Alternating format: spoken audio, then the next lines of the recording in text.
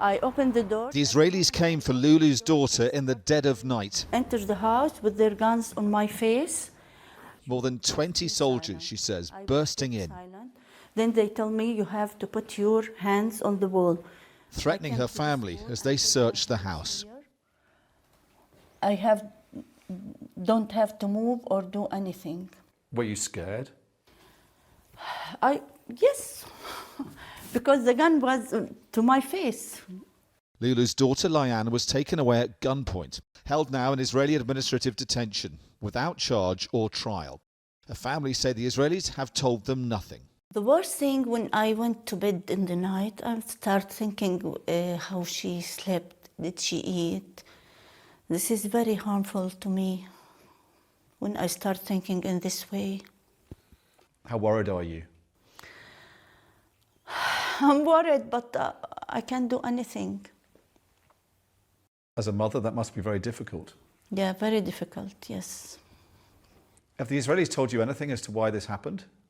Have they explained to you why your daughter was taken that night? No. Nothing? No. The Israeli military has told Sky News Layan was arrested in view of intelligence information regarding the danger she poses to the security of the area. But the plight of this young Christian woman has prompted the intervention of the Archbishop of Canterbury. His office has told Sky News the Archbishop continues to appeal for her immediate release, or that the reasons for her detention be justified.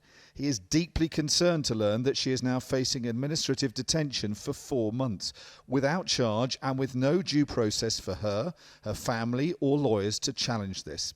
Such processes against what is already a deeply threatened minority are contrary to commitments given over the years. The number of Palestinians being held without charge or trial, like Layan, have almost tripled since October the 7th. They are held for 4 months, but that can be renewed every 4 months indefinitely.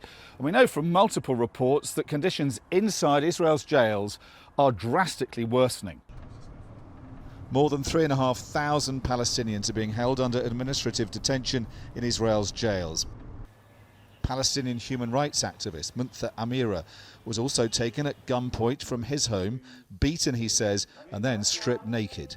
While you are naked, force you to stand up and to raise your hand sometimes, to raise your leg, to open your legs. What did that make you feel when they were doing that to you? Very angry. I wish that they killed me before. Then I will do this thing. And I knew that they were taking pictures, photos, filming me maybe. Maybe it's the first time that I have this feeling. What is the meaning of sexual harassment? And Munther says in the same jail he could hear prisoners from Gaza being held and abused. So you can hear them. So they were beaten every day by the guards, every day. They were forced to make noise like the dogs. They were forced to raise their voice with things against their leadership, or they were crying.